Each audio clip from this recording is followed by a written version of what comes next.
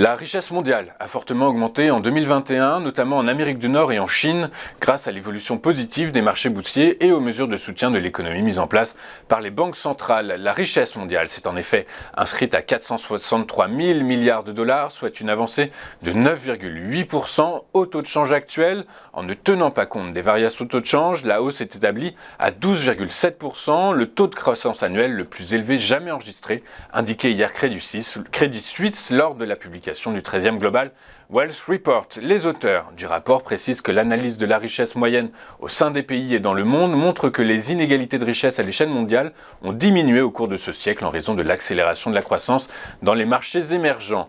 L'évolution positive des bourses en 2021 explique en grande partie la forte progression de la richesse mondiale. Par ailleurs, les fluctuations des taux de change sont souvent à l'origine des gains et des pertes importants dans la richesse évaluée en dollars américains, révèlent les auteurs de l'étude. L'inflation mondiale et la guerre en Ukraine pourraient cependant peser sur la création de richesses réelles au cours des prochaines années. Cependant, la richesse mondiale en dollars devrait s'enrober de 36% d'ici 2026 grâce à la dynamique des pays à revenus faibles ou intermédiaires. Hier, peu après 15h40, le taux d'intérêt pour la dette française à 10 ans a atteint 2,5%, dépassant le plus haut de l'année, atteint précédemment en juin à 2,47%. Pour retrouver trace d'un taux d'intérêt supérieur à 2,5%, il faut le remonter jusqu'en 2013. En effet, il tournait encore autour de 0,2% après avoir été longuement négatif en 2021. Depuis plusieurs semaines, ce taux se redresse vivement. Il était retombé à 1,25 début août après son premier pic demi-juin, mais depuis, les banques centrales occidentales ont encore durci le ton face à l'inflation qui était de 9,1% en août sur un an en zone euro et de 8,3% aux États-Unis. Le même mois, le mouvement est donc mondial. Le taux obligataire américain à 10 ans est désormais à 3,5%, au plus haut depuis 2010. En Italie, il dépasse 4,1%, 4 fois plus qu'il y a un an.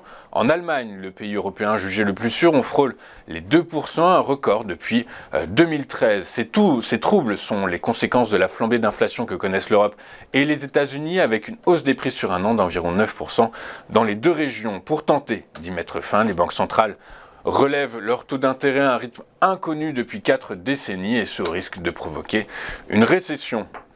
Le secteur du e-commerce français progresse de 10% et enregistre 35,7 milliards d'euros de chiffre d'affaires au deuxième trimestre 2022. D'après le baromètre trimestriel de la FEVAD présenté hier, le chiffre d'affaires du secteur a gagné 3,3 milliards d'euros en un an. Comme au premier trimestre 2022, c'est la reprise des ventes du transport, du tourisme et des loisirs qui vient servir les résultats positifs de l'e-commerce. Les ventes de l'e-tourisme ont progressé de 68% après avoir enregistré une croissance de 135% au premier trimestre. En termes de perspective, maintenant, l'avenir du e-commerce semble dégagé de tout nuage. L'utilisation du numérique n'étant plus aux prémices de sa révolution, plusieurs avis s'accordent à penser que la pratique du commerce en ligne finira par gagner le monopole quasi total des achats. 95% d'entre eux pourraient être réalisés sur des marketplaces d'ici à 2040.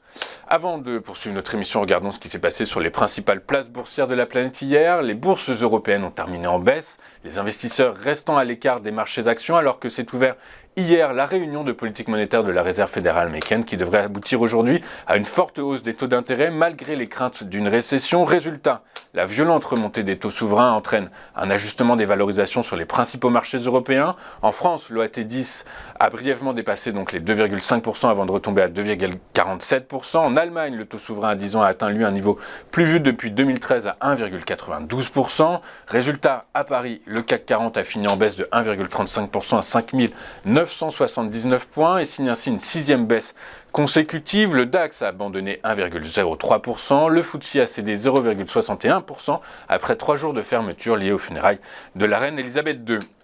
La bourse de New York a suivi la même tendance, les investisseurs scrutant avec anxiété les conclusions des 2 jours de réunion de la Fed qui doit annoncer ce soir à 20h heure de Paris sa décision sur les taux directeurs. Dans cette ambiance, le Dow Jones a reculé de 1,01%, le Nasdaq a cédé 0,95% et le S&P 500 a marqué le pas à hauteur de 1,13%.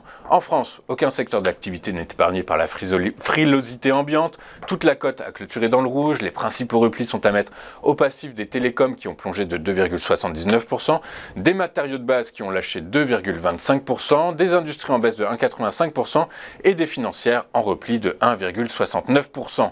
Air France-KLM a signé la plus belle performance du SBF 120 avec un gain de 4,36% à 1,43 €. Malgré l'inflation et la récession qui pourrait pointer le bout de son nez, la compagnie aérienne a fait part hier d'un niveau de capacité proche de celui de l'hiver 2019. En outre, 5 nouvelles lignes sont ouvertes au départ de Paris. Dans le sens contraire, le titre SES a lui chuté de 7,46% à 6,18 €. Sur le marché des changes, le dollar index a pris 0,54% face aux principales devises mondiales. Le billet vert profite à la fois de son statut d'actif refuge et de la perspective d'une forte hausse des taux. L'euro a cédé 0,33% et passe de nouveau sous la parité absolue à 0,9989 $. Les cours du pétrole se sont repliés hier sous l'effet d'une détérioration du contexte économique générée par un resserrement monétaire et la remontée des taux à la veille de la décision de la Fed. Le prix du baril de Brent de la mer du Nord pour livraison en novembre a perdu 1,5% pour clôturer à 90,62 $. Le WTI américain pour livraison en octobre, dont c'était le dernier jour de cotation hier, a lui abandonné 1,49% à 84,45 $. Du côté des cryptos, le Bitcoin a signé une 4e séance d'affilée de baisse. Il a cédé 3,18% et passe sous les 19 $ à 18 929 $. Idem pour l'Ethereum qui lui a flanché de 3,71% à 1328 $. Ce sont des sujets que l'on verra donc dans le Flash Crypto en fin d'émission. On va marquer une toute première pause et juste après, nous serons en duplex avec Eric Seban qui analysera pour nous les premiers échanges à la bourse de Francfort. A tout de suite sur Téléfinance.